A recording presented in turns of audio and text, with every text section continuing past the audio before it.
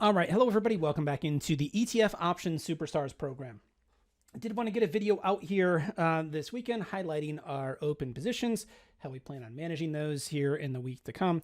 Also, take a look at the market big picture, what we're looking for going into next week, market wide, and then talk also about some potential new positions that are setting up for us going into next week. So let's start out with the market big picture here. This is just the daily chart of SPY. This is the S&P 500 ETF. I don't use this for entry and exit points, but I do use it to shape my overall outlook for the market. How aggressive do I want to be with position size? Do I want to use weekly or monthly options? Do I want to use long calls, long puts, or vertical spreads? This chart here can really start to form my opinion on market direction. It's not based off of fundamentals. It's not based off of what financial media is saying. It's based off of the technicals. And you take a look at this chart, it's been an impressive move off of the lows back in March. We've gone from 218.26 all the way up to around the 306, 307 range on the upside as of Thursday last week. That is an impressive move. It's a historic move. You don't see this type of magnitude very often. You might only see it a couple times in your career. I mean, it's been a huge move. And what's been impressive, it has come in the face of some of the worst economic numbers that we've ever seen. You've got millions of people out of work. Unemployment numbers are just soaring. You've got GDP numbers that have fallen off a cliff. All of the other economic numbers that have come out have been awful. So what gives? What is causing this rally? A lot of it is due to the stimulus, right? It's whether it's the Fed pumping trillions of dollars into the market, if it's the central banks, cutting rates, seemingly every day. I mean, you get an announcement out of one of the central banks worldwide almost every day, it seems like right now. And so you get into that situation where it's don't fight the Fed, right? Why play the downside? Why get bearish here with the market, just brushing off all the bad news? The tricky part about that, guys, is the market has an uncanny way of making a lot of people pay, especially when the boat gets loaded in one direction. We're in that situation now where everybody is bullish. No one expects the market to move lower because why would it? If it hasn't moved lower based on all the bad news over the past month, what would cause it to move lower now, right? So the danger there with that approach is that there's so many new retail traders out there that fall into that camp of saying, hey, the market never moves lower. Why would I ever be anything but bullish?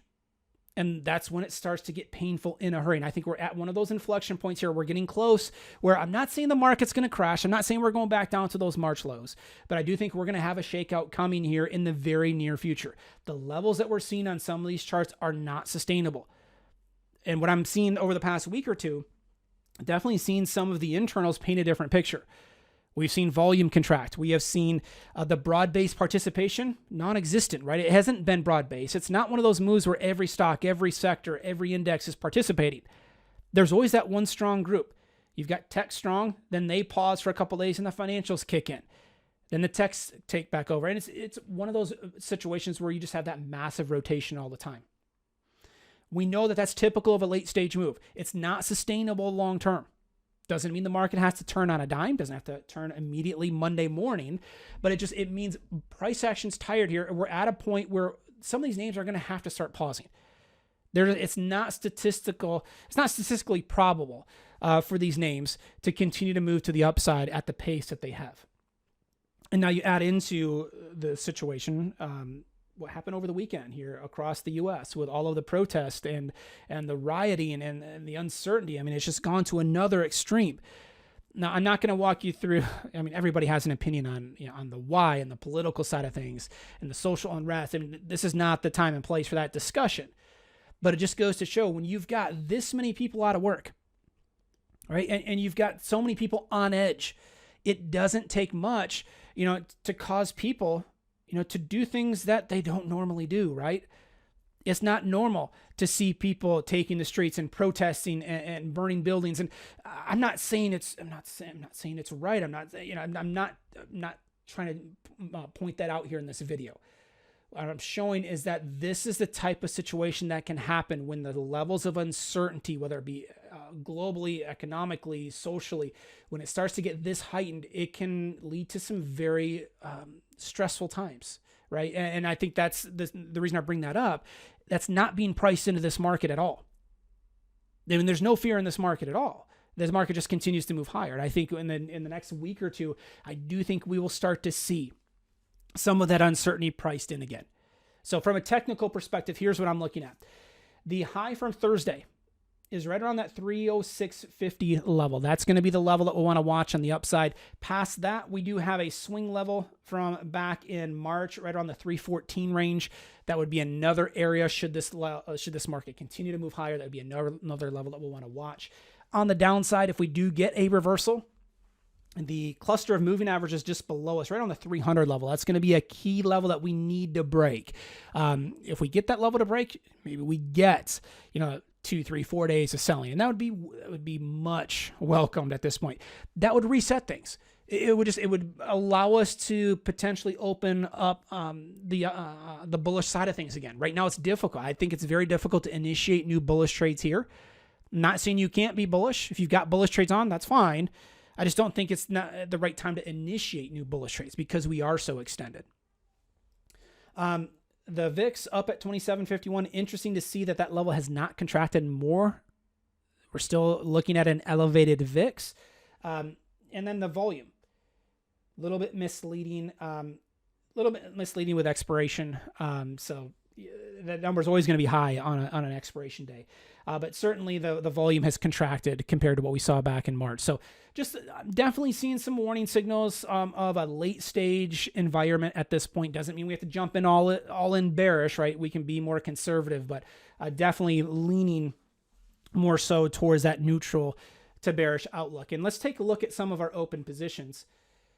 This is the position sheet document that is updated every morning on the owner site. It outlines all of our open positions. I separate them by trade type, so if you're new and you're not familiar with this document, down at the bottom, we have different tabs here. I separate them by trade type just to make it easier to find what you're looking for, to find those different trade types.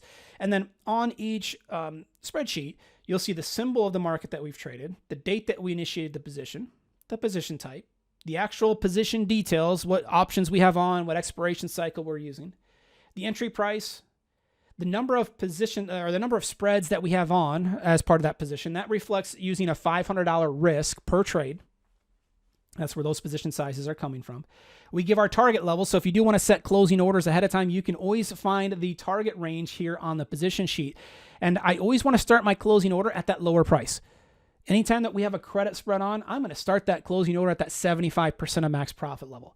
So on QQQ, if you want to set up a closing order ahead of time, we can set it at 22 cents. Okay, we can always adjust it from there. And quite frankly, if you have a closing order set anywhere in between these two numbers here, 22 and 45 cents, I'm fine with that.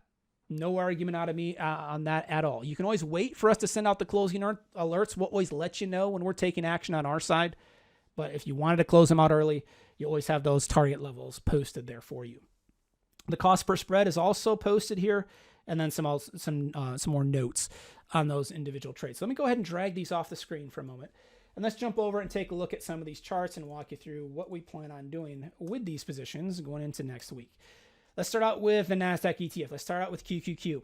This is the 195-minute chart. And the trade that we have on, it's a short call spread in the June 19 monthly options. Those are the ones with 19 days left. Notice the pulse indicator has plotted yellow for the last couple of weeks. What does that mean? It means price action is between a 1 and a 2 standard deviation move on the upside. In other words, we're very overbought. Doesn't mean it has to turn immediately. It just means it's not statistically probable that this move is going to continue to the upside. For those of you that are not familiar, let's just take a quick visual at the bell curve. I know it's a little tricky to see with that play button right in the middle of the screen. I apologize for that. But so when we start to see a 1 to 2 standard deviation move on the upside, we're out in this range out here to the right. When you start to pass a 1 standard deviation move, only 13.6% of all occurrences fall outside of that range on the upside. If you hit a 2 standard deviation move, only 2.1% of all occurrences fall outside of that range on the upside. And that's the range that we're in right now. So again, it doesn't mean that we can't move higher, but if you start to initiate new bullish positions here now, you're banking on that move continuing to the upside, when in reality, only 13.6% of all occurrences will fall outside of that range on the upside. So if you get bullish here now for the first time, you're not putting the odds in your favor. You're not stacking the deck in your favor, right? Not a situation that I really want to be in at this point. So when we start to take a look at this chart on QQQ, Right now, we're short the 232, 234 call spread. And let me actually, sorry to keep dragging this back and forth. I should have pointed this out a few moments ago. With a short call spread, I want price action to stay below the first strike price listed there. So 232 on QQQ, 97.5 on XLK, 40 on XRT. Those first numbers represent the options that we're short. Those are the levels that we need to see price action stay below. So on QQQ, with us being short the 232 call, I need price action below 232. It closed at 233.36 on Friday. I need about $1.40 sell-off over the next 19 days. That is certainly doable. We can see $1.40 sell-off on QQQ in a matter of an hour. I mean, it can move very quickly these days. Because the market has not changed here, we continue to see an overbought condition. And this has actually been a trade that we've rolled a couple of times.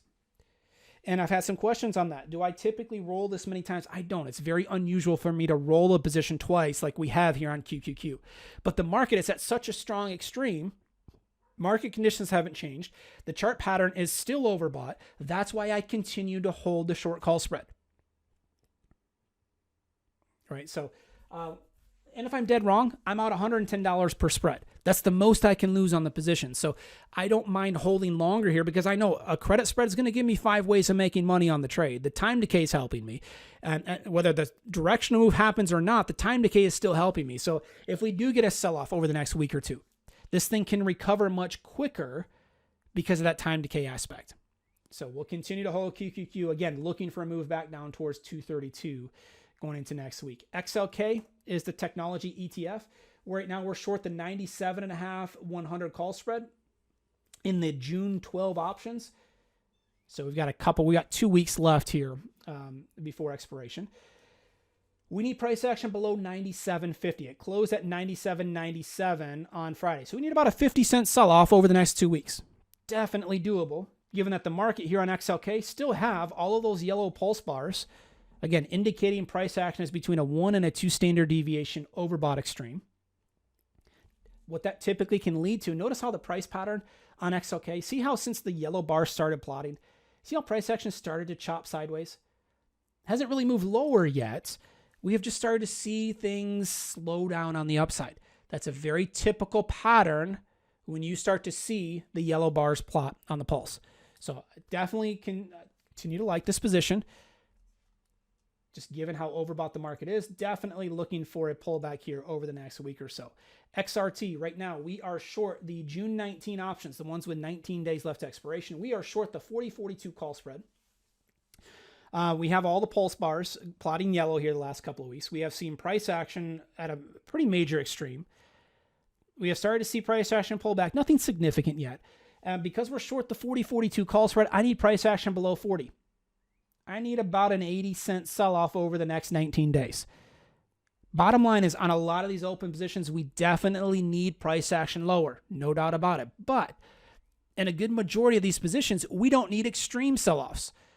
Right? So it's not a situation where it's like, oh my gosh, we're doomed here. There's no way it's going to turn reverse. XRT, we need an 80-cent sell-off. That is certainly doable, given how overbought the market is, given what the pulse indicator is telling us. Definitely favoring either a period of consolidation or a move to the downside. That's why we continue to have the position on. IBB, this is the biotech ETF. So this is one that we put on back on the 13th of May. We sold the 135, 137 call spread. This is with the June 19 monthly options.